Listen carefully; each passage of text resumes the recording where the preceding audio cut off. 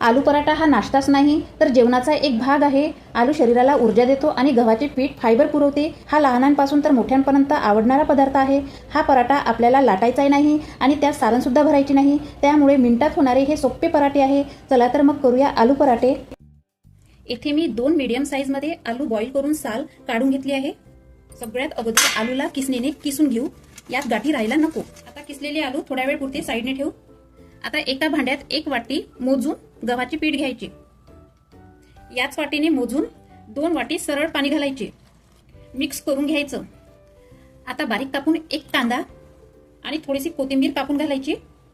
यानंतर मिक्सरमध्ये जाडसर कुटलेली हिरवी मिरची आणि 1 चम्मच हळद, 1 चम्मच धनेपूड, 1 चम्मच लाल तिखट, 1 चम्मच जिरा, 1 चम्मच ओवा, ओव्याने टेस्ट वाढते। सगळे जिन्नस मिक्स करायचे। यात गाठी मात्र अजिबात ठेवायच्या नाही। आता घालायचे बॉईल केलेले आलू, मिक्स करायचं।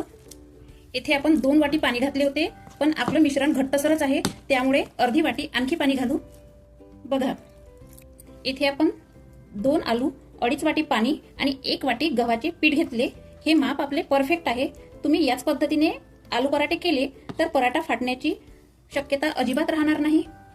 तसेच पराठा कापसासारखा मऊ आणि लुसलुशीत बनेल। लास्ट मीठ घालायचे आणि 2 चम्मच रवा घालायचा।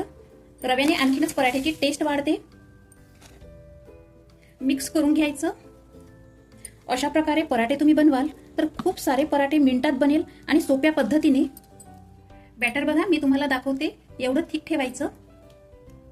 आता तवा गरम करून थोडंसं तेल घालायचं। तुम्ही लोखंडी ताव्यावरही पराठा करू शकता, पण लोखंडी ताव्यावर 2 थेंब तेल जास्त टाकायचे, पण लोखंडी तव्यावर थोडंसं तेल जास्त घालायचं। हा नॉनस्टिक तवा आहे, त्यामुळे या तव्यावर तेल थोडं कमी लागते। आता यावर बॅटर घालून पसरवून घ्यायचं। पराठा जास्त पातळही करायचं नाही आणि जाड पण करायचं नाही। यावर थोडंसं तेल घालायचं।